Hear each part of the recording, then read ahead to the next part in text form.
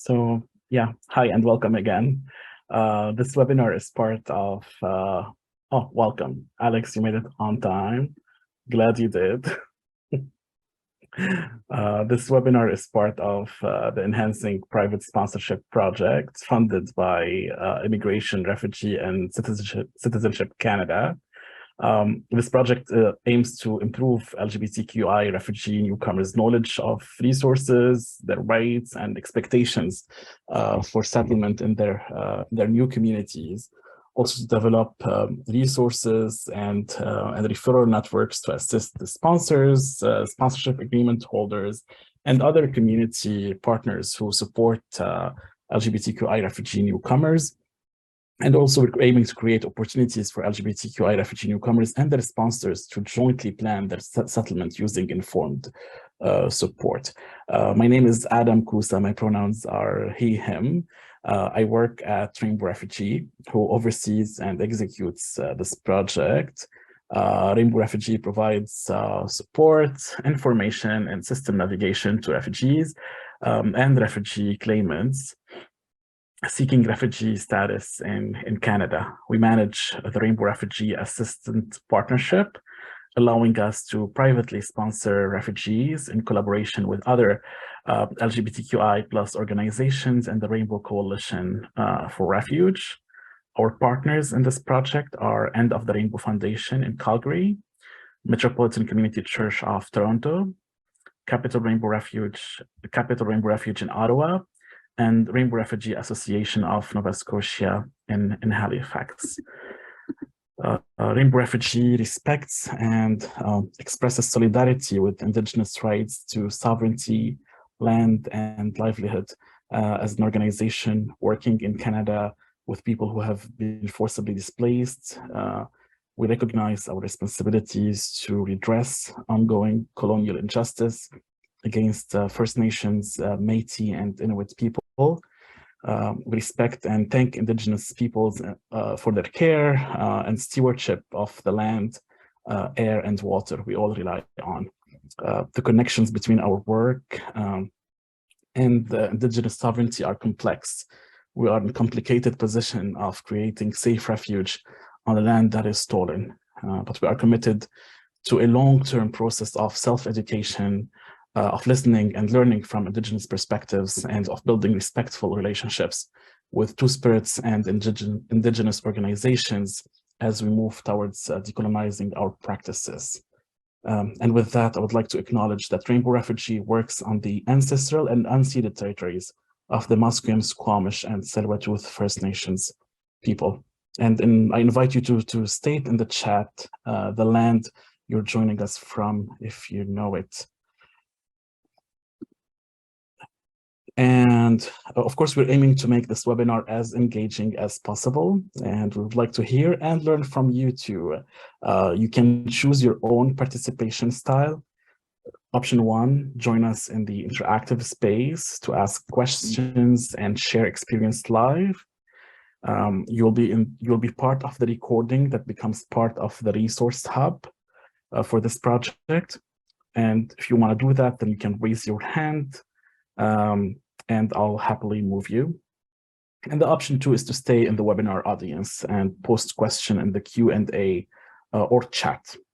So do it now, and let's see who wants to join us in the interactive mode. Please remember to raise your hands if you want to do that.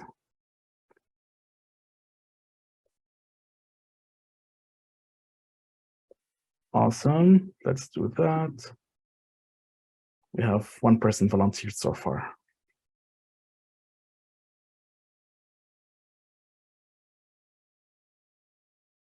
Anyone else?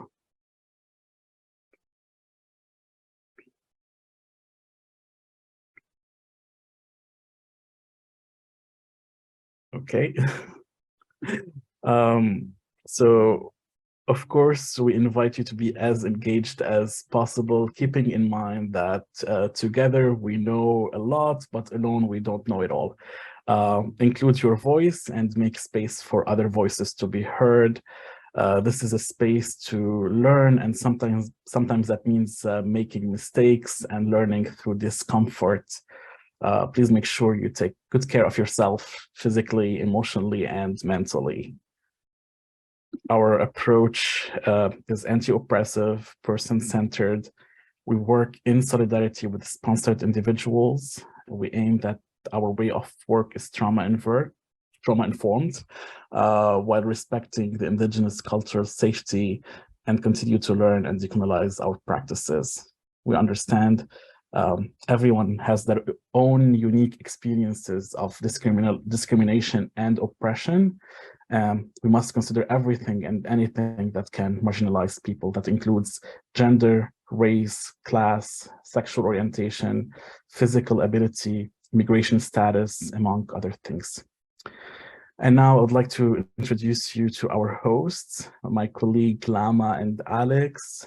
Alex used they, them pronouns, the co-executive director of Rainbow Refugee Programming and Advocacy. And Lama's pronouns are they, them. Lama is the sponsorship coordinator at Rainbow Refugee. Thank you both for joining us today. Thank you so much, Adam, and welcome everybody to this webinar.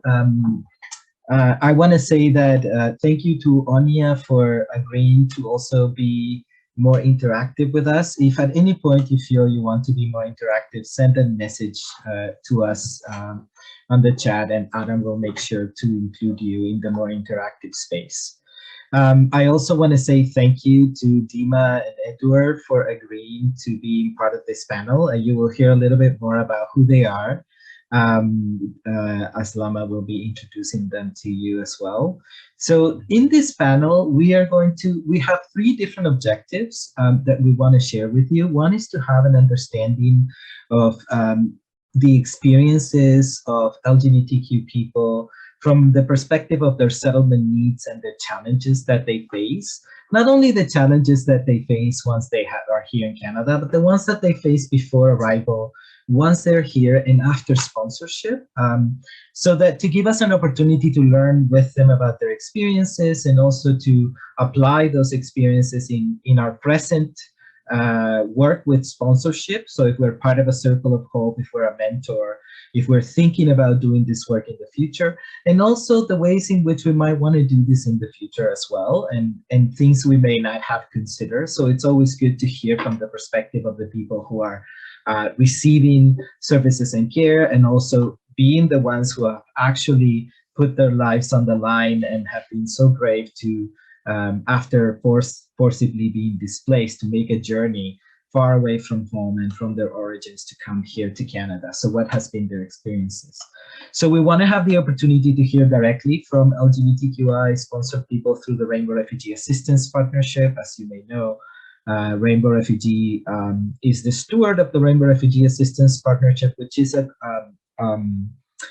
it's an agreement that we have with the government of Canada, with IRCC, so that it allows us and our partners across Canada and other folks to be able to sponsor people through this program. This is a program that has a cost-sharing capability and also a non-cost sharing capability. So if you're more interested in that, you can certainly then send us an email.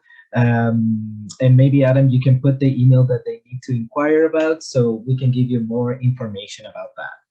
And then the third objective of this webinar is to discuss the common challenges faced on first arrival, during their sponsorship year, and beyond. So pretty much we're talking about what are the challenges and what are the experiences that people face once they're here. Thank you, Adam. I don't know who's changing the slides though.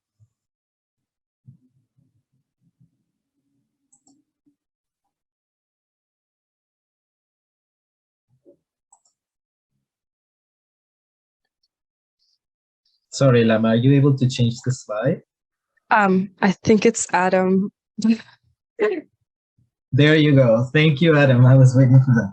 So first, I wanted to give you a little bit of context about why we're discussing this. And if you see here, and many of you have been in our webinars in the past, and have the chance to see this journey map that was created a long time ago. We need to update it.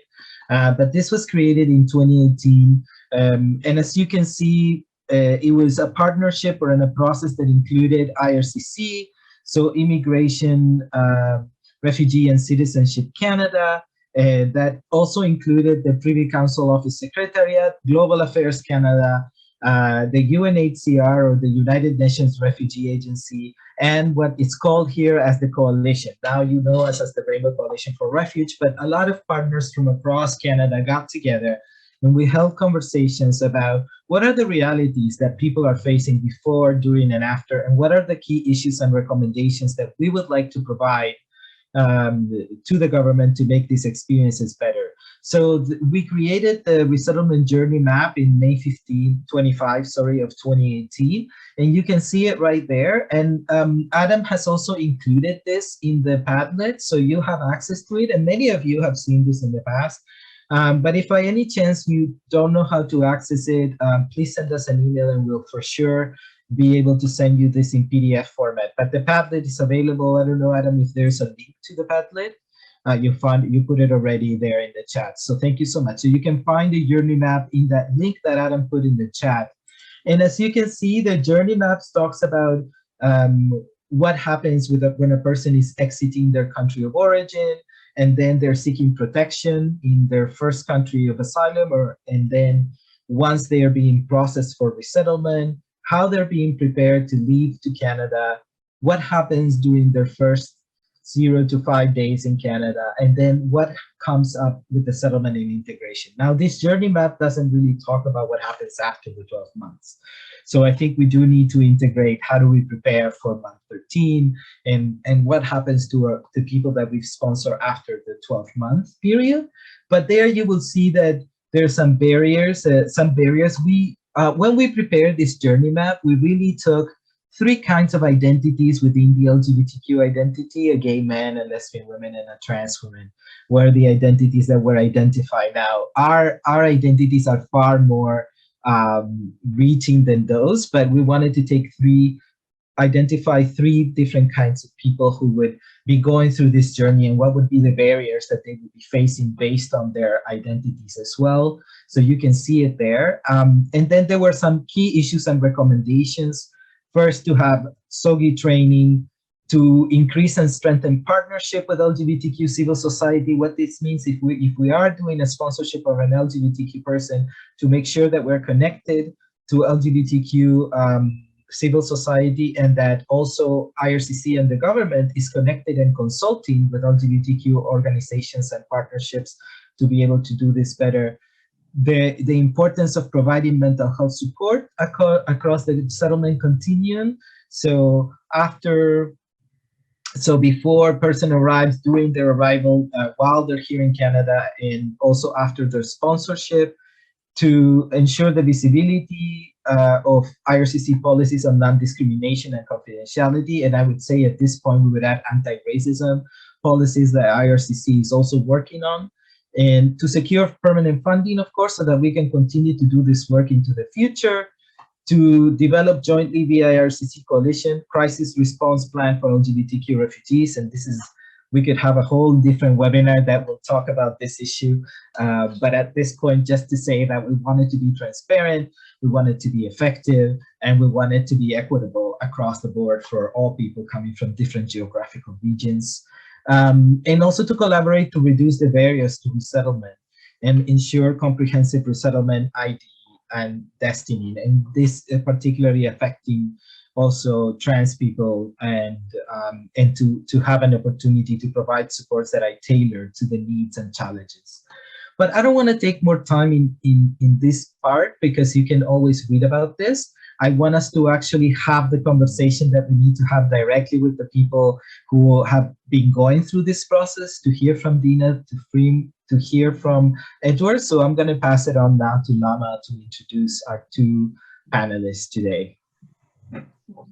Thank you, Alex. Thank you, folks, for joining us again. This is Lama. My pronouns are they, them, as Adam said in the beginning.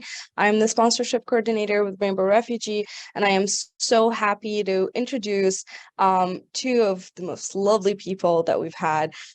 So first of all, let's start off with Dima. Dima uses they, them pronouns, and they prefer to introduce themselves as a third culture non-binary kid from Syria. They are architecturally trained and professionally grew as an urban designer and as an artist in Dubai, sorry. Dima enjoys working with the community and creating safe spaces for them. They have also co-founded an underground music and art festival for LGBTQ folks in countries that criminalize queer expression and existence. Dima arrived 7 months ago to Canada, so they're freshly new. And now they are slowly but surely building the life that they always wanted for themselves in Canada. Welcome, Dima. Hi, everyone. Thank you. And we also have Edward. Edward goes by he, him. He is born and raised in Damascus, Syria, moved to Canada in October 2017 as a privately sponsored refugee through Rainbow Railroad. This is the most difficult word to say. Fleeing LGBTQIA plus persecution and the war in Syria. Edward graduated with a bachelor's in IT from Damascus University before deciding to leave the country. Before his move to Canada, he spent some time in Turkey where he attended the first Pride Parade, which was sadly targeted by the police. In Turkey, he worked with humanitarian organizations helping internally displaced people in Syria with shelter and water programs. Edward then moved to Canada, carrying a wealth of knowledge and experience that have been very helpful in integrating with the Canadian community. Today, Edward is a quality assurance analyst and volunteers for the Employee Resource Program for LGBTQIA plus people. Edward is also volunteering as a sponsor with Rainbow Railroad, helping newcomers for a smooth transition to living in Canada. Hi, Edward. Hi, everyone. Thank you very much, Lama. Thank you so much, Lama, for introducing. I think we can stop sharing the screen. So now we will have our panelists in full view. And we have some questions that we have prepared for them to start us off in this conversation. Hopefully, we'll be able to ask all the questions before we run out of time, and also leave some time for you, people in the audience, to be able to ask the questions that we may not have covered. So Lama and I are just going to be taking turns asking the questions and giving each of our panelists some time to respond. So the first question is, how did you learn you have been selected for resettlement in Canada, and what ideas did you have of Canada? And I don't know, Dima, if you want to start, and maybe Edward can follow with the answer. Yeah, sure. So back where I live, to answer your question, I met a lesbian couple and they were embarking on this journey together. And we talked seriously a couple of times about making this like my reality as well. And once they landed in Canada, they were able to be like a personal contact with Rainbow Refugee and initiated the whole creating a circle to help me out.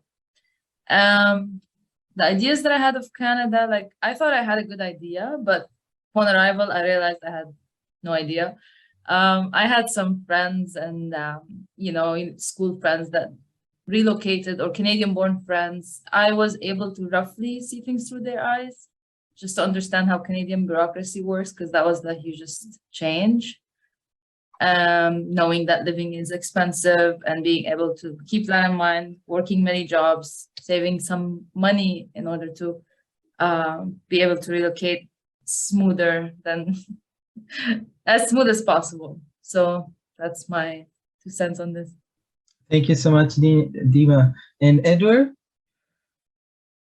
For me, I applied to Rainbow Railroad, not expecting anything, honestly. I just thought I could just give it a shot, but surprisingly, they were very quick with the answer back. immediately assigned my case to a lawyer. Things went very quickly, and I was just getting ready to leave. Basically, I mean, it took a little bit longer than they expected. It took about 2 years after accepting to move, but everything worked out well.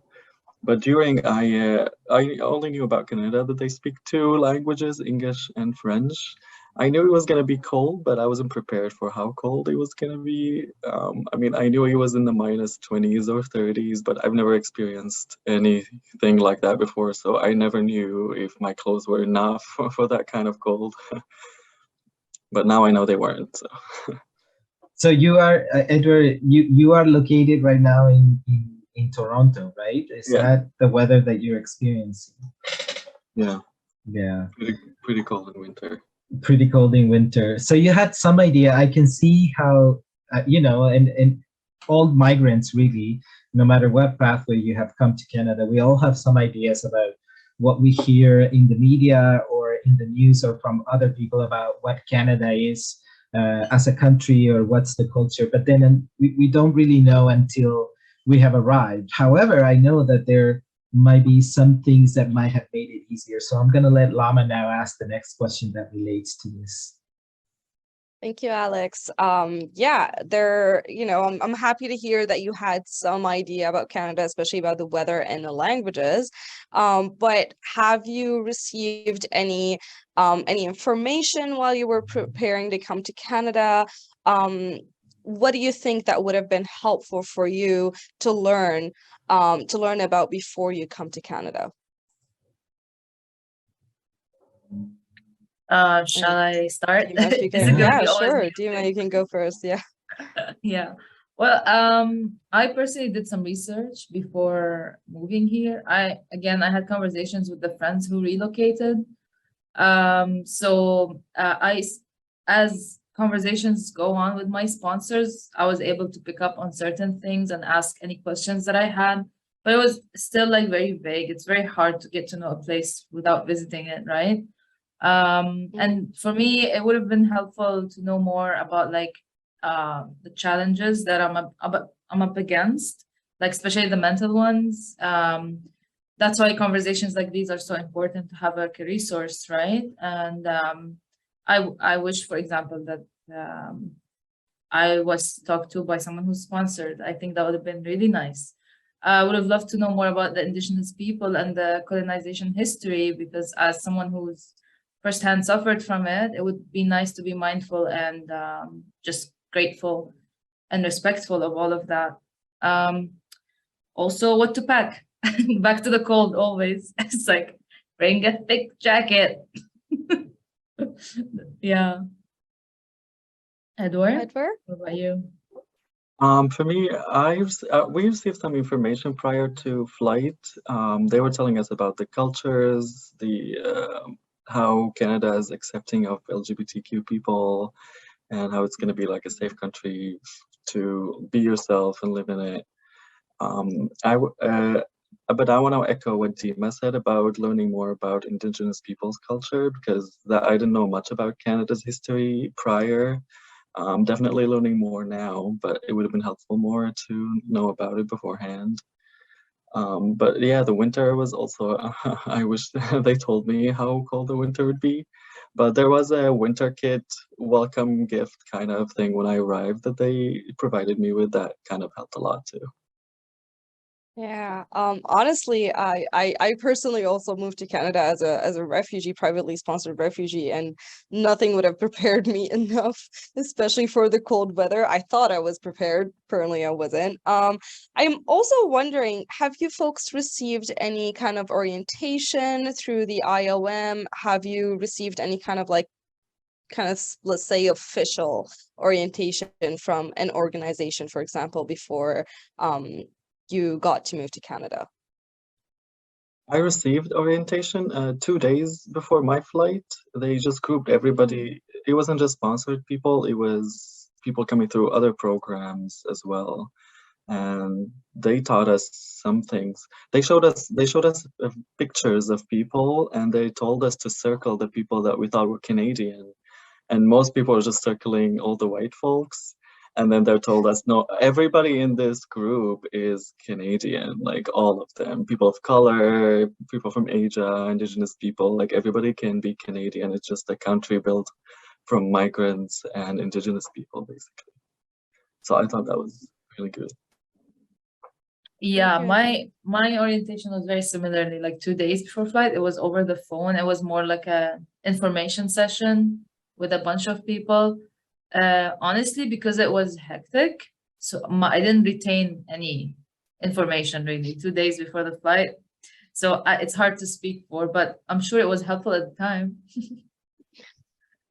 We have Okay. Lisa. We have Lisa in the audience wants to speak. Sorry? We have Lisa. Oh, no, can we hold off until the end of the conversation? So we will hold off until the end of the conversation and then leave that for the Thank you. questions, the last part of the questions. So, Yes. Sorry, Alex. Sorry. And folks, if you have questions that you'd like to post, like right now, but you don't want it to get lost in the chat box, just post it on a Q&A box, and Adam will let us know, so you wouldn't forget your questions. Adam will let us know when we get to the questions segment. okay, thank you so much, Lama. What I hear that was something really important to both of you, Edward and Dima, was to have information about Indigenous people's culture and having a little bit more information about the history of Canada, and that you did receive an orientation, but maybe it happened like a couple of days before you were due to travel. So that information kind of doesn't allow you to get prepared very well if you're just receiving it a couple of days before. So I'm wondering if it would have been helpful for you, or based on this conversation, if you did have contact with your sponsors, much before this couple of days before you were due to travel, if being able to hold those conversations, or if your sponsor could have brought up some of those, because it's also hard to know what to ask. I imagine when you don't know much, then how do you know which are the questions to ask? But would you have found it maybe very useful for you, for your sponsors and the people who were waiting anxiously for you to arrive, to kind of have those beforehand prepare and say, hey, let's talk a little bit about what you can expect will happen when you arrive to Canada. Let's talk a little bit about Canadian history or the Indigenous people's histories. I'm wondering if you felt that that was something that could have happened before your arrival. Dima, Yeah, just go for ahead. sure. Yeah, sure. That would be actually a very good way to approach it, like casually in conversation, if the sponsors brought it up. When I arrived, some of my sponsors got me like a book about Indigenous culture, Indigenous people, and they got me not the formal book through the IRCC. I think it was like an independent writer or something. It was a very good read, and I learned a lot. And I used it literally the day of arrival. I was reading it, so it was very helpful to have that as well. Yeah. Sorry, do you remember the name of the book by any chance? I do not. Okay. Thanks. Okay, no worries. That would be great, because I think maybe some of the people who are here today in the webinar might want to know what book was so helpful to you. So that Sure, yeah, I can find out. Okay. And Edward, I don't know if you want to address this about, would it be helpful, did you have contact with your sponsoring group before you arrive, and would it have been helpful for you to have those conversations with them? Yeah, I think it would have been helpful. I had minimal contact with my sponsors. It was mainly with whoever the lawyer was for my case. So it was more technical stuff for communication. It wasn't more about the country and the culture or the history. But I think that would be very helpful if in the communication we could include that as well. Could maybe like learn about the country you're moving into and have that beforehand. I think that would be very helpful for sure. And do you think, Edward, based on what you're saying, that having that previous relationship, because what I'm hearing from you is that you had minimal contact with your sponsoring group, and that it was mostly with the lawyer preparing the application, which is also very burdenous, and I'm wondering, would you have wanted to have more of a relationship with your sponsoring group previously to arriving to Canada? Do you think It that would have been, yeah, been maybe it would have helpful? broke the ice a little bit, maybe. I only had contact with one of the people in the group. I think they were like a group of 10, but I only had contact with one. And I had to address all my questions to them and like any concerns I had, but we only contacted through email every few weeks or like once a month or something like that. So we didn't like have a lot of communication beforehand. Okay, I hear you. And I imagine that both of you faced different challenges while you were waiting to Canada. I mean, from the moment that you, and maybe you can let us know, from the moment that you heard that you were going to, there was going to be an application put on your behalf to the moment that you arrived in Canada, many months happened, and for some people it's years. So I'm wondering if you can talk a little bit more about what kind of particular challenges were you facing in your life while you were waiting? Because we also wait in places that are not completely safe for us as well to disclose our identity. We also wait sometimes in places where we don't have the right to work, and therefore also maintaining our life and being able to pay for our cost is very challenging. So I'm wondering what kind of challenges were you facing while you waited? And were you able to communicate with your sponsorship team about those challenges? And were they able to offer you support? And what kinds of support did you receive at those times? Dima, if you want to go first. Sure. I think the most important thing for me was accepting that this is a waiting game. Like it's a marathon, it's not a sprint, and the application process will take its time. Mine took almost like 3 years, and the worldwide situation, of course, affected it. As a result, like I struggled with keeping a job, a full-time job, and or accepting like a serious career because I just didn't have a known time frame, right? That led to like financial trouble, housing trouble, and my circle knew almost all of these challenges, and they truly offered support, like in forms of like always checking up on me. They also reached out to members of the government or like through the RCC. I'm not sure exactly how or who, but they reached out to see like where's the application or like just to get a checkpoint and just for me to hold on to. They always reminded me, like, of course, that I don't need to do any of this. I don't need to carry on communication with them. They didn't pressure me or anything. They were very graceful. They also have helped me like find a counselor for free and in Canada. And that was honestly, that was something that truly like saved my life. I can say that confidently because it was very, very important to face those struggles with the help of a counselor. Yeah. So Dima, that counselor was available to you while you were waiting. So you weren't in Canada, but it was a Canadian counselor who offered support to you, and the circle found that, and you thought of that as a lifeline. Absolutely, yeah, for sure. It was amazing. Because I hear you in maybe the most challenging thing from a mental health perspective is the wait, especially when you don't have a timeline or you don't know when you're actually going to be picked up, right? Or the Canadian government is going to say, okay, you're ready. We're going to interview you, and you're coming to Canada. And you did receive support, and they were checking in on you. And also, sure, the other thing I heard from you is that because you're in that waiting game, you call it a waiting game, you're not able to actually make plan long terms because you know that you're going to be coming to Canada anytime. So accepting a job or accepting anything that was about long term, it becomes an impossibility. So you're kind of on hold for 3 years in a way. For sure, for sure. Okay. It was like my life had taken like a hit the pause, but not really. So it was on pause, but I'm not really on pause. Like life goes on, right? So it was very hard to wrap my head around this whole timeline, but yeah. Thank you so much, Dima, for that. And Edward, I wonder if you can talk about your challenges while you were waiting and what kind of supports did you receive around those? I had also similar challenges with waiting in Turkey because Syrian people in Turkey are not allowed to work under refugee status. So I tried getting a work permit for a while and it worked, but then they refused to renew the work permit. And then I faced deportation at some point as well. And that's when I reached out to my sponsorship group, and somehow they were able to contact UNHCR in my city, and they were able to extend my stay for until the visa arrived, basically. So they were just giving me a paper saying that I'm allowed to stay in this country for 14 more days or 20 more days, just kept extending it until the visa arrived. But the help was at my place like next day. So I don't know exactly what strings they were able to pull, but they like saved me from coming back into Syria from Turkey. That was very helpful for sure.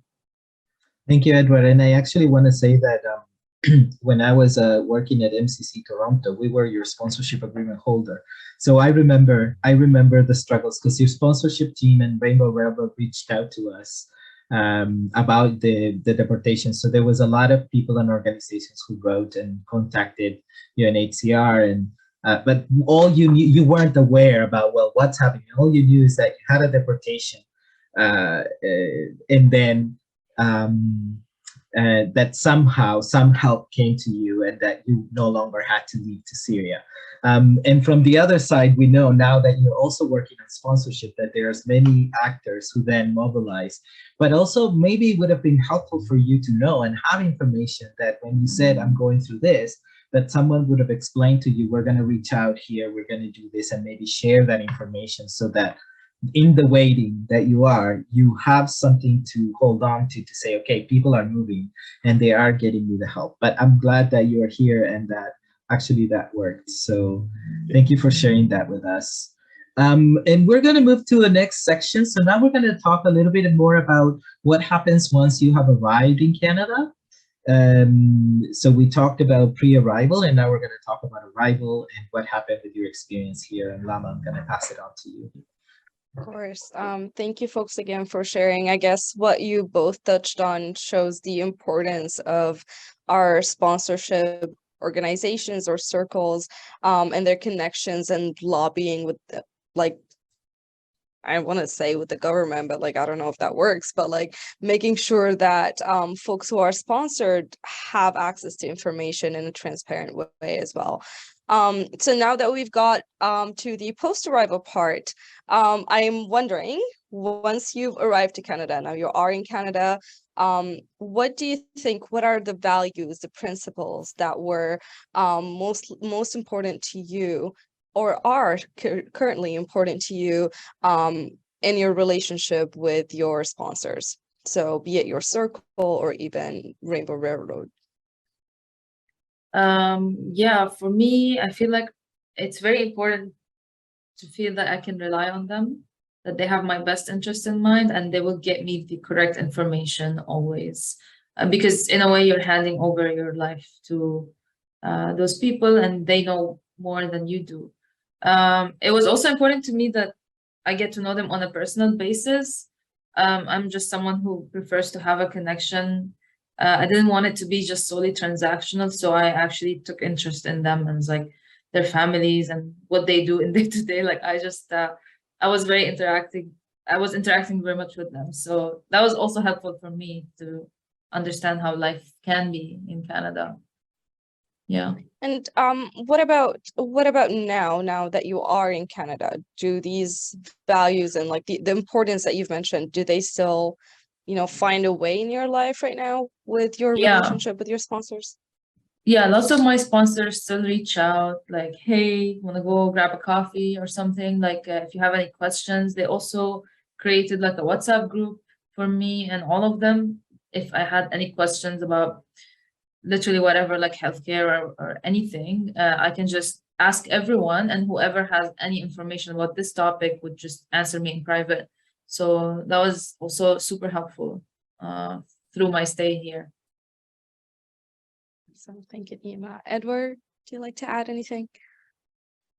For me, I also wanted to feel like I can trust these sponsors. Like I didn't know who they were because I had not a lot of communication with them beforehand. I just didn't know who they were or why were they doing this particularly.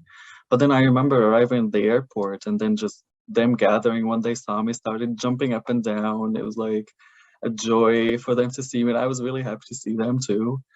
And I just like that how they included me in all like the decision making that was happening on like a daily basis. And I got really close with them. They're like, some of them are like family now. I call them uncles. I go visit their families. We go to their cottage, like we do hiking trips.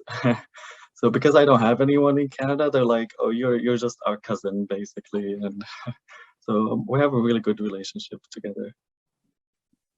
That is so sweet. So you landed in Canada into the arms of your chosen family, Basically, basically. yeah.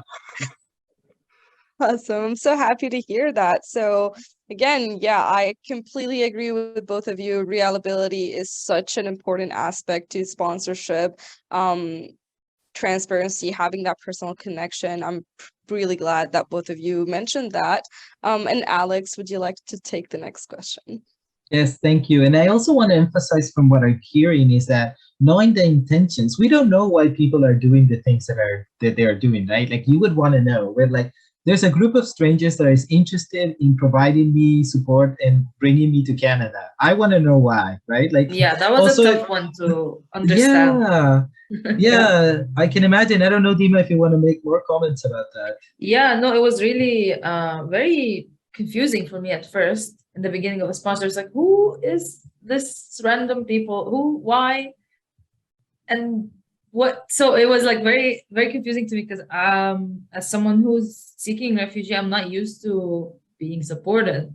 So having strangers wanting to support me was a very confusing experience at first, and then it turned into being like grateful, and then turned to being like a personal relationship. So it was a roller coaster of emotions, but a great one, honestly. Well, thank you so much, and I think it's important that we do address this. That maybe when that relationship that we may have with our sponsors before we come to Canada allows us to understand what their intentions are, because we can't assume intentions, right? And we're like, this there's a tradition in Canada. This is a tradition of this private sponsorship have been happening for decades in this country for different reasons. So there's already a tradition about this that not everybody knows about. So maybe understanding a little more would have centered us in knowing, okay, this is part of Canadian solidarity, or this is part of the work that communities do across Canada to support people who are in need of refugee protection. I also hear about relationships and how important it is the relationship building that you have once you came, and to feel part of an extended family, especially if you don't have a family here, and the use of technology for immediate responses. So if you're having a question that you have, that you can connect with your sponsors pretty quickly. And that brings me to the next question, which is what worked for you in the support that you received once you arrived to Canada, and what was challenging or missing from the support you received from the sponsoring group? I remember when I arrived, the biggest thing that they offered me was a place to stay for they offered it for 2 months and rent free. And they were just like, hey, we have the spare room and you can just use it. And this worked out great because I needed to get grounded a little bit before I hit the ground running. It's a big change. And just knowing right now, just knowing that they're there is very helpful. It's almost like just knowing that if there's anything, I have these people. And this is very calming for my nerves, It's nice seeing them reach out. I remember when I first landed a month in, it was my 30th birthday, and I knew no one. And 30, milestone age. And it's like they had organized a picnic with all the sponsors. We just sat down, we just had a picnic on the beach, had some snacks and food and conversation. And it was really heartwarming. I couldn't have wished for a better thing, So it's little things, they go a long way in terms of support. I find that very sweet and helpful, little things, generosity, Mm-hmm. So I hear a lot about the accompaniment, and they're not feeling lonely in this process. They're feeling like there's people out there that you can reach out to if you need them. Yeah, and the acts of kindness, right? Maybe the only thing that was missing is experience with the Canadian healthcare system. as I understand now, a lot of Canadians themselves, they're struggling with understanding like how the system goes. And so it was harder for me to understand if my sponsors are already facing trouble understanding, especially that I needed some like gender affirming care on arrival. And all of these things are tough to navigate naturally. So I'm still figuring that one out. So that's maybe the only thing.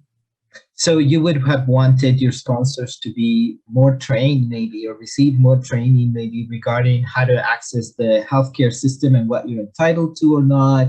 And then let me tell you that IFHB is a big mystery for many of us as well. And we're still in continuous conversations with government about what does it cover and how we can make it easily accessible, because there's a lot of barriers that we face with IFHB being the healthcare system that refugees have as extended healthcare, besides MSP, which is here in BC would be like OHIP in Ontario, for instance, which is the provincial healthcare system. So how both of them interact, what are you entitled to or not? It's difficult. And then gender affirming care, a lot of people, unless they've been through that kind of care, don't really understand it as well. So also having some training around, well, if the person is gender non-binary or trans or identify in any way that may need some gender affirming care, what are the next steps that you can take? So thank you for highlighting that. That's really important. Edward, I'm wondering what was supported for you, or what kinds of support, and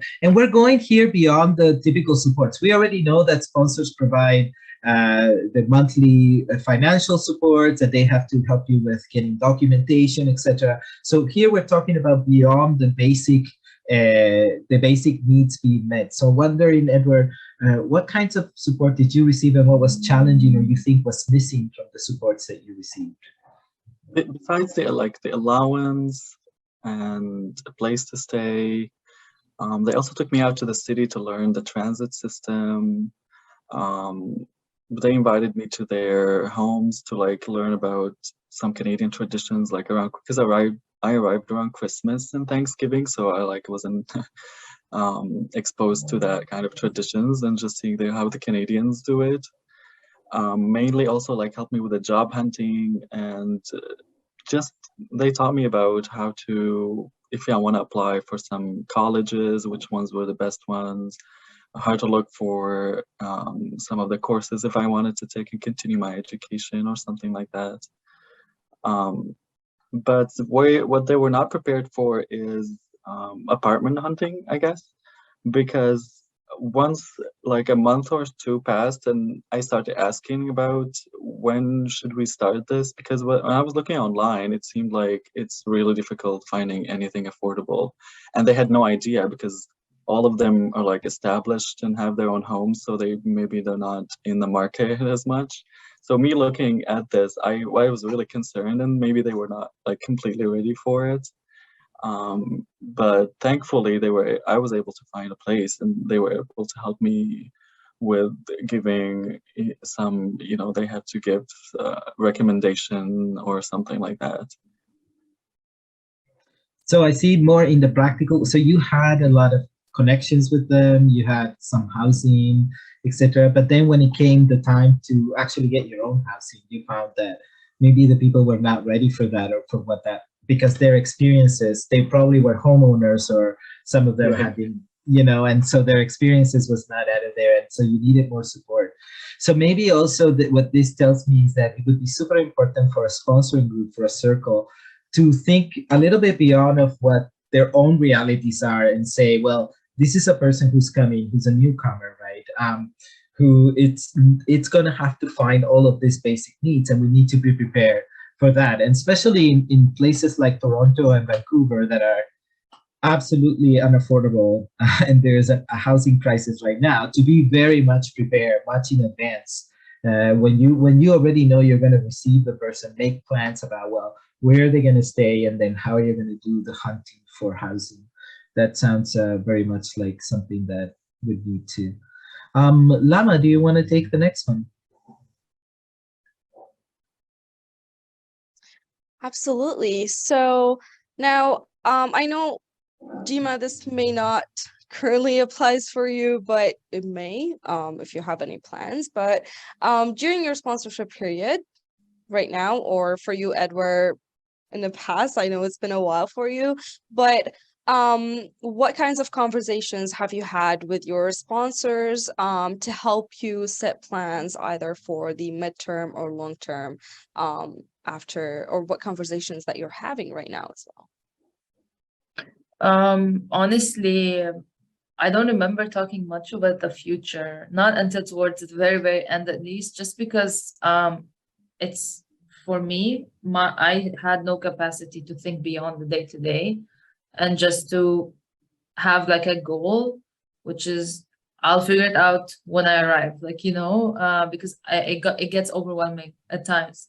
So they help with that. So they heard me and they're like, okay, this is what you want to do, we'll do exactly that. So they didn't really push they tried to have conversations like, oh, so what are you thinking to work, or where do you think you want to live? And I'm like, I can't. So luckily they understood that. That was my experience, at least. I don't know, Edward. Me, my sponsors were kind of like divided on, everybody had like their own task. One of them was the professor in at the UFT, so he was responsible of, I had a meeting with him, explain to him what I study and how I can continue my studies if I want to have a program, and he explained the system to me. One of them worked in finance, so he was explaining the financial system in Canada, because it's a lot different than what I'm used to. Even explained stocks and ETFs and whatever, all the lingos that the market has.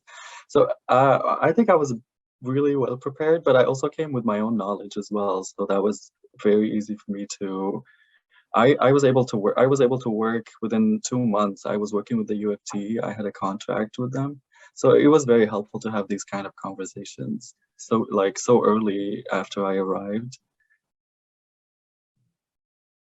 Yeah. Thank you so much. And this question also talks about, because you're getting prepared to your month 13 when you're going to be out of sponsorship. So the idea is also, well, you were on hold on a waiting game while you were waiting to be relocated to Canada. And in those 3 years, 2 years, 1 year, however long it took you, you weren't able to make decisions in the long term or in the midterm because you knew you were going to be. So now you're here in Canada, and now you have to start thinking about, well, what do I want to do with my life? Where am I going? And of course, I also hear you, Dima, saying, with all that I've been through, it felt really overwhelming to just think about that in that way. So I needed a time, and I've also seen this many times, where people need a time of rest, and people need a time of like going down a tiny bit and dealing with other issues before they can talk. But what I really want to emphasize about what you said, Dima, was that they were respectful of that. They asked for your consent. So they were like, are you ready to talk about this with us? And when you said, no, I'm really not ready, they respected that. And so I think it's so important to also emphasize how this process needs to be led by the person who is actually experiencing the newcomer experience, to put it in one way. And in that way, in the sense of being led by the person, you seek consent, and you also seek guidance from them about what kinds of supports are useful for the person who's experiencing this. Absolutely. So that's what I'm hearing. I don't know, Dima, I think you wanted to add something maybe.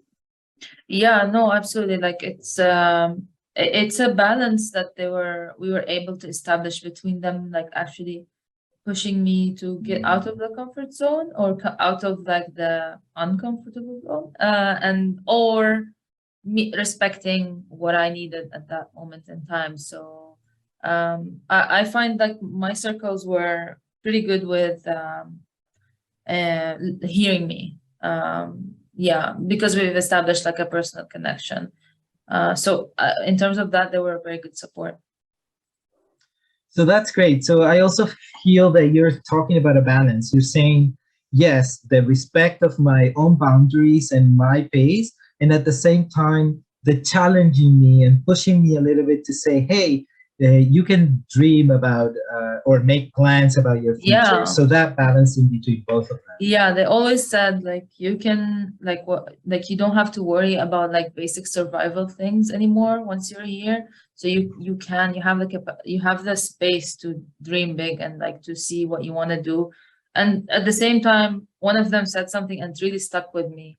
She said like Canada is not a perfect place. You will have a different set of problems, but you will be trained for them and you will figure it out. So that really just stuck with me till this very day. And she said that to me like what 2 years ago, and I know it's gonna stay with me for a while. So that's really that's very essential to hear, which is to say the challenges that you were facing before are not going to maybe remain, but there will be new challenges once Yeah. you're here in Canada, right? And we will support you through these new challenges that you're going to be facing, but Yeah. it will allow you to continue with your life plans, because how important it is for people who have had their life in suspension or on hold while they're waiting to know that at one point they can continue with their life plans, and that the sponsors are aware of what those life plans are, or at least having those conversations so they can support you in making decisions that will take you to that journey of your life, right? Because it is your Absolutely. life after all. And so then, Mike, I'm gonna go to the next question to both of you, which is how prepared for you, Dima, would be how prepared are you feeling at this point? And for you, Edward, it would be how prepared did you feel to transition into month 13? So to transition into a period where you no longer will be under the sponsorship. How did you feel prepared, Edward? And how are you feeling, Dima, today? What would you need to feel prepared? That's the question. Yeah, I truly I hope to see myself able to carry without needing much support on March 30 and on month 13. I hope to find a job because I did get like temporary jobs since being here. I just haven't had luck with a full time, so I want to be able to carry myself out financially. I want to have like a circle of friends and the community to call a chosen family. I know that I'm gonna get there, but I don't necessarily feel super duper confident yet. So maybe soon. Thank you, Dima. And you, Edward? I had some confidence only because like I had a full-time job, but because the housing is so expensive here, it was like barely neck and neck with what I was making at the time. But I had a good apartment, like I was working full time. I already had a family doctor. I felt prepared. But maybe if it was maybe a longer sponsorship period, it would have been better, I guess. Of course, more financial support, of course. Yeah. Like we can always ask for that.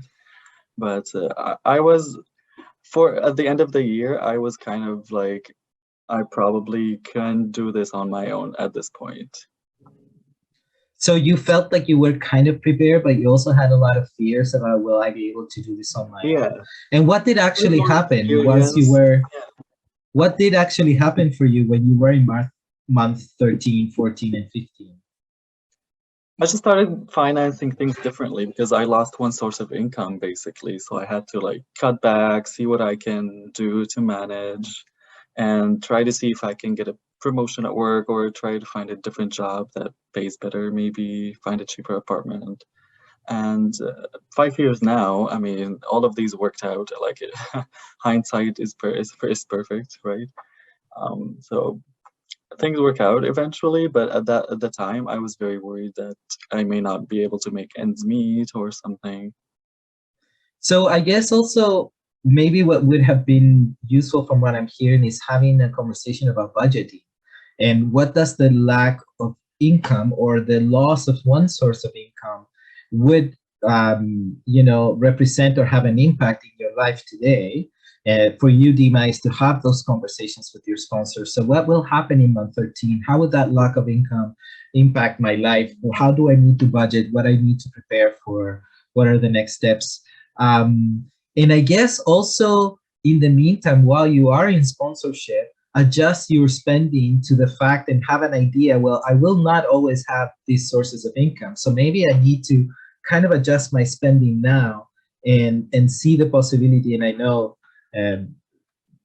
depending on the supports of your sponsors, and also depending, there's a minimum that is required, but some sponsors and some sponsorship groups, there's more that has been fundraised above the minimum, but also some people have jobs that supplement their incomes as well. So it depends on your situation, but also have an idea, well, I am going to effectively lose this source of income in 13 months. So how do I prepare for that from now? And what do I need to do to be prepared? And what are the resources out there that will help me fend for that transitional period? And I'm also wondering if, and maybe I'll turn it to Lama, because it really touches on the next question. So please, Lama, go ahead.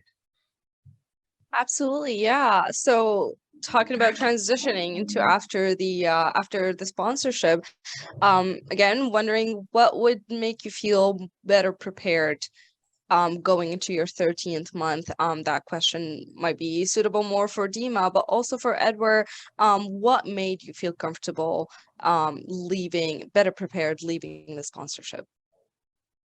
I guess for me, I'll be better prepared if budgeting advice would be great, like having someone who I can talk to. Also training in terms of like taxes and all of this, because it's like a foreign concept for me. I did try to reach out for workshops and whatnot, but having something in the program I think would be very beneficial. And just like knowing that I have access to certain employment services and certain kind of benefits is good, because I had no idea that there's like a myriad of services that I can just reach out and grab, had I not like asked the right person. In this case, it's Lama and a refugee. So like, it's sometimes you don't know who to ask. Like you don't know if it's a question even, you just be lost. And so having that integrated as part of the sponsorship would go a long way, especially if you have someone who's already qualified, has the life experience, has the work experience, has the degree and whatnot. Yeah, for me, budgeting also worked pretty well. Just knowing exactly how much I'll be spending a month. Maybe if I can cut a little bit more. Some of my sponsors were directing me towards opening accounts where like with the highest interest rates, like some savings accounts where I can like pay for my subscriptions or something like that. Anything that helped. Also knowing that they told me that like whatever happens, that they're always there if I ever was not able to continue living in this apartment, that my old room is always there for me to come back if anything happened. Just them like being there for me, also that it was a huge relief, just knowing if anything happened, I have a safety net to fall onto. Yeah. Thank you, folks. Yeah, I hear you. Honestly, this especially the financial literacy is one of the most important aspects that newcomers would struggle with. I know I struggled with that for quite a while, so I totally agree with you. Having something on financial literacy would be amazing during the sponsorship. And Alex, last questions for you. Yes, thank you. So this is our last question for you, and then we're going to open it up for comments and questions from the people attending the webinar. And so the question is, what recommendations? So now we have had a whole conversation about pre-arrival, arrival, sponsorship, and post-sponsorship. So what recommendations would you like to give sponsoring groups to make the experiences of LGBTQI newcomers better? What would you recommend based on all your experiences? What would you want to say to that team that is like very excited about sponsoring a person, or is thinking about sponsoring a person, or the person is arriving soon? What is your recommendation to them? This was a very tough question to think about, honestly, because I know that every person needs different things and coming from different backgrounds. For me, like maybe some training in terms of like what is a refugee really. it might go a long way. A lot of people make certain assumptions when they hear the word refugee, and honestly, the refugees can take so many, like, can be from all kinds of paths of life, and so it's important not to make any assumptions about languages or education or trauma or anything. That would go a long way. I mean, that would spare like the newcomer one more mental challenge to have to deal with, you know. Generosity, small acts of kindness, they go a long way. Like I said before, just little things.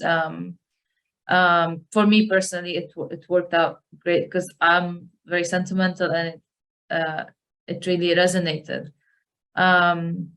When I arrived, I realized like how much I focused on like external voices to validate or to even define who I am as a person. And then it was nice to finally hear my voice and what I like, what I dislike, what my hobbies are. And like, I felt very impressionable when I first landed. So it was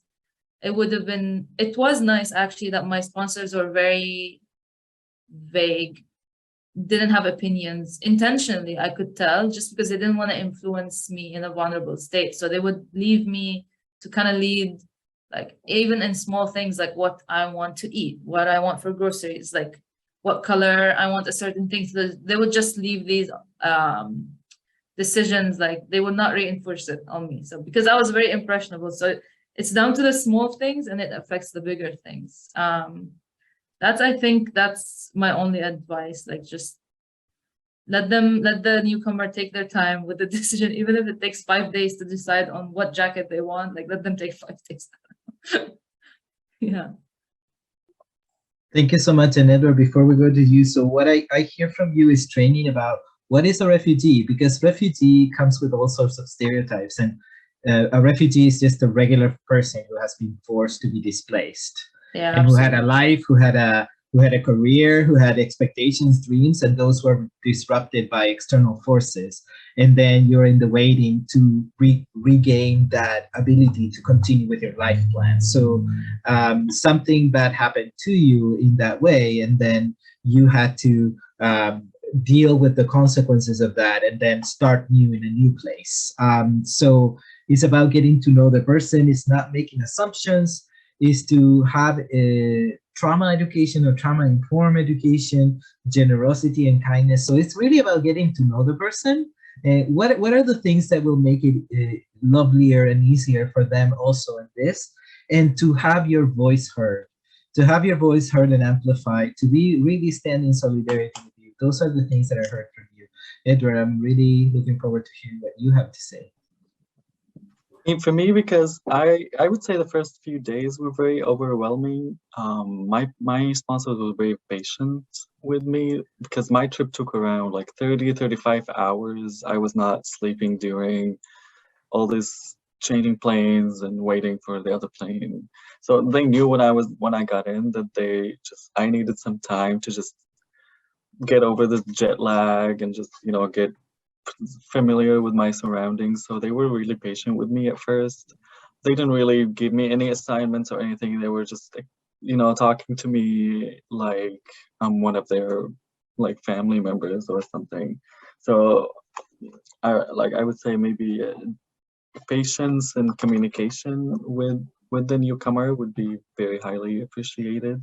Also, planning ahead of time. They had a list of things to do before I got there. Get me like a cell phone plan ready, family doctor appointment, dentist appointment. Like these things were ready for me before I even got there. So the transition felt very easy for me when I got there. And also, I would say include in decision making, because at the end of the day, I want to start my own life here. And they are helping me, but I also need to make the decisions for myself. That's really important, and thank you so much, because it really complements what Dima said really nicely, and you touched on having patience with you and communicating with you, and not have an expectation that you're gonna jump into assignments in the first few days that you arrive, that you need a time to kind of like land, right, and understand, oh, I'm here in a new country, what does it mean? And also your emotions, like you've been waiting for this for 3 years, and then it happens and you don't even know how to feel about it or what emotions will come up.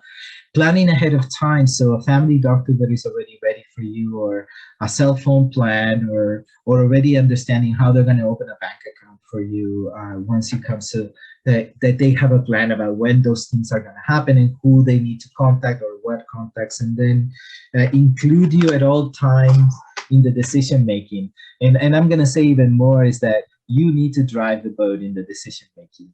Absolutely, because it is your life and you're an adult. So you're an adult, you're an empowered adult. You were forcibly displaced. That doesn't take away from your adulthood and your capacities to make decisions for your life. So it is just treating you like an adult, like an empowered adult, and providing you the tools to be able to make decisions and helping you in that decision making by providing you with information, with support.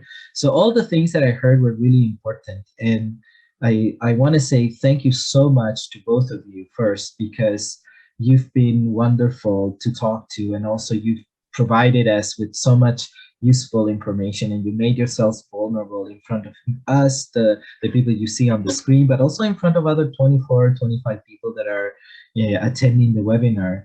And so thank you. We really appreciate it, because we think that what you shared today is really going to make is going to have the fruit of making someone else's settlement experience and resettlement experience, and creating communities of belonging for people who are coming to Canada in a much better place. And this, just a reminder, this will be available in a recording. And so when you receive this recording, if you want to share it with other people from your sponsoring group, you can, and you can see this. So, and now we want to open it up, right, Adam, for questions. So I'm wondering if there's anyone who has a question. Now, the questions need to be relevant to the conversation that we have had today, and needs to be about the newcomer experience with the resettlement process and the challenges, and what you heard from Dima and what you heard from Edward.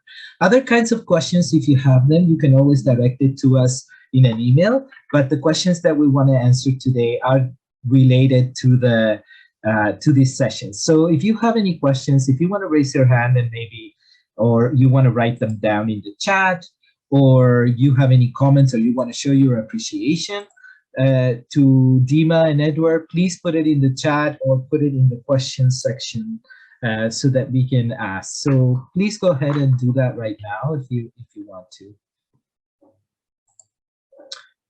At this point, I'm not seeing any questions in the questions and answers section, but I'm wondering if anyone has any other questions they would like to ask.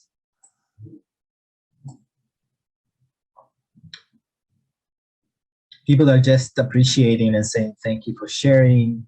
Someone said very helpful, thank you. I see someone who had a challenge because they sponsor a couple and then they broke up, and we didn't touch on that, but that would be good to talk about later on, maybe in another webinar, is how do we deal with unexpected situations. This has been the most helpful session to date. Thank you, really, thank you so much. And huge challenges, yes, of course, you're moving to another country, so huge challenges, and I really want to emphasize the resilience that Edward and Dima have shown us. And there is a question, and Adam, do you want me to give you the floor first? Yeah, I wanted to recognize like how different the experience of sponsored newcomers can be different from one person to another. So I just wanted like to acknowledge this and just to be mindful of this. While we heard beautiful stories today and how smooth everything went, I've seen sponsorship that goes even smoother than that, but I also have seen really challenging sponsorship years from the beginning, from before they arrived to Canada, and then things were okay when they moved here. And some people, things were okay before they come, and then they had really strong hardships adapting and integrating in Canada. So just wanted to be mindful of that. Yeah. Thank you, Adam. And we have a couple of questions from the audience. First of all, I have a question in the chat that says, do you have any advice about how to deal with the reality of transphobia and queerphobia in Canada without stealing fear? So I'm not sure that you panelists necessarily have an answer to this. But whatever you want to share in whatever way you want to share, because it's a bigger issue that we need to tackle systemically. But would love to hear your thoughts on that. And then Dima, there's a question directed to you that says, can you expand on the challenges that you have in finding a job so far? So if you want to talk a little bit about that. Yeah, so I'll sure. open for both questions. I also think that the next question is also to Dima. Dave, if you want to clarify, but they've asked if you're in Ontario, are you open to getting connected for support? This might be for Dima, or it might be also for Edward, but Dave, if you could explain further. Dave, I know who Dave is. Dave is not an MCC. So Dima is here in Vancouver, so they're receiving support from their sponsoring group and from Rainbow Refugee. But Edward is in Ontario, so Edward is in Toronto. So Dave, you can definitely connect with Edward. And Edward, Dave Kerr is currently the director of LGBTQ refugee programs at MCC Toronto. I think I've met Dave before. You met Dave before. Okay. Sorry, Dima. Go ahead with the questions. Yeah, no worries. I think Donald asked about the reality of transphobia and queerphobia in Canada. For me, it's important to acknowledge that any change in that term is a better change for me personally. Like coming from a place with no or sub-zero rights, even prosecuted, to a place where there's challenges is still a big step forward. Like having a challenge with something means it's there already. So for you to have a challenge with. So for me, that was a big step to even adjust to. And then coming here, it was Pride Parade. And I was told that there's TERF people who might show up as an anti-protest for Pride. And there was no way to avoid being fearful. As someone who's come out as non-binary recently and seeking I identify more with the trans population. So there's no way to avoid fear, but fears actually was good for me because it made me want to learn more, made me want to educate myself more on the systemic issue that Alex was referring to. And so now I can truthfully say that part of like my ideal career is to advocate for rights for marginalized community in the trans population. So I think there's no way around it. That's the one thing. The other question, what was it? Can you expand on the challenges that you have had finding a job so far? Yeah, so my field of work is very tricky. I do urban design mostly, and for me coming here, and I was able to land a job first with Vancouver Pride Society as project support for Pride, and then secondly in an architecture firm here. And then when I worked with them and I saw that I admired Vancouver's urban design, and then I saw that their plans for Vancouver city and urban planning is like, it was devastating for me. So I was like, nope, I've already ruined one landscape before in my previous city as an urban designer. I already contributed to the mass destruction of habitats, so I don't want to do that again. So it was so now I'm facing like more of a career change. So because I'm having like I have options, I have the luxury to question my career ethically and morally. So that's the challenge, is now I'm switching careers and finding out what skills I can take to my new career, which is going to be more, has to do with my experience in throwing events or the underground parties that I used to throw, or safe spaces, safe havens for LGBTQ communities. So it's just a tricky transition, I guess. That's the main challenge. Thank you so much, Dima. I'm hearing from you also that, you know, it's about finding your way. Like now it's about, well, how do I want to be? What is it that I want to do in this landscape, in this city, right? Like where I'm living right now. What are the possibilities for me? And that's very interesting. I also have a comment here that I'm reading, which says, I'm scared of being open in Canada in a gay case. So, and what shouldn't do in Canada after arrival? So I think that people have different levels of fears about how open they can and cannot be in Canada. There's not one answer, I imagine.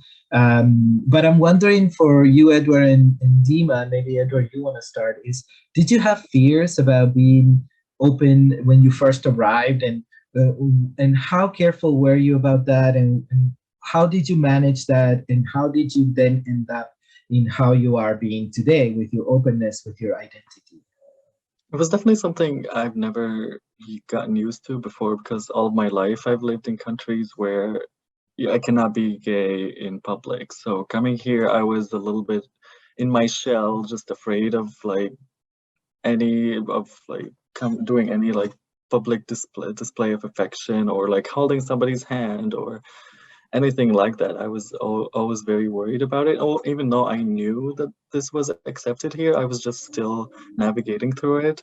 But like over time, these fears were just, going away. It was the help of people that I've met and that I told me that this was okay, that, oh, let's go to the gay village and let's show you what, the people and the gays that, they're out there. Let's go to the parade and you can be whoever you want. Like, it just took me some time to adjust. First, I was a little bit not worried, but just the idea that I can just be who I want to be was a little bit, my brain was just playing tricks on me. My brain was like, no, you cannot be gay. Like, you can't be gay out here. Like, it's too risky. It's still risky. But after some time, it was, I adjusted for sure. And I mean, you can be as out as you want to be, basically. It's not like everybody who's gay here has to be out and has to tell everybody. Maybe you're only comfortable telling your circle or someone at work or something. I think there's a level of comfort that different people are comfortable with. And it took me a while to be just not caring about what people thought of me as a gay person, because we are protected under the law. So like, you can say whatever you want, but I mean, I am who I am. Thank you, Edward. And what about you, Dima? What kind of situation are you facing or facing still? Yeah, I'm personally, like, I was always a troublemaker. So I was out in countries where it was illegal. So I've always been at risk of prosecution and all of that. And I honestly, I didn't care, which did get me into trouble. I'm not saying do that. I'm just saying, like, different people have different preferences. For me, it was a sort of activism for people who didn't have the luxury to show that they're gay or something. And for them to see, like, I know when I was young, and I used to see someone who's out in those countries, I used to admire them and go like, wow, like, I really want to be like that one day. And when I grew up, I actually became that person who was out in a country that criminalizes our existence. But the question was what you shouldn't do in Canada after arrival. I felt like there's nothing that I shouldn't do. It was more of a comfort thing. Like, do I want to do it? Or would I do it? It's like just changing the question from should to would is like, that's the big shift, right? From being Canada to being in a place that criminalizes it. And thank you. Yeah, that absolutely answers, which is each person has their own comfort level, their own rhythm, and they will figure out what they feel comfortable. I feel that it is about not pressuring anyone to be in any space that they don't want to be, and to constantly ask yourself, what is my comfort level? Do I feel safe?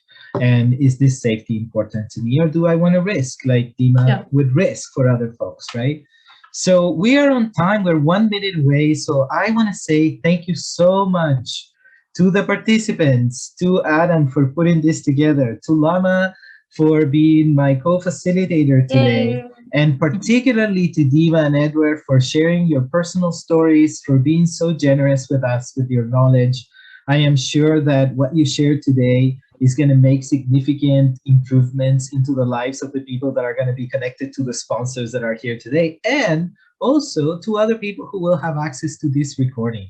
So my fullest appreciation. This was awesome, Dave said. So I echo what Dave is saying. This was awesome. We really appreciate you. We hope you have a great day. And the weekend is coming up, so hope you have a great weekend as well. Take care of yourself, and we'll see you soon in our next webinar. I don't know if we have a date for the next webinar, Adam. Actually, that was the third and last webinar. This is the third and last webinar. But yeah, hopefully we get more funding for future, and we do more stuff together. Okay, so Thank you. thank you so much, and we will be doing other kinds of trainings that we will be sending you information for. But at this time, please see the recording. Thank you so much, Dima and Edward. Take care, everybody. Love for everyone. Maybe- Bye Thank you, bye. everyone. Bye bye. Bye. Thank you. Bye.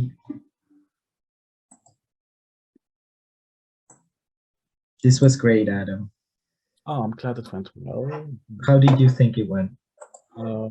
Let's have a private conversation. Take care. I think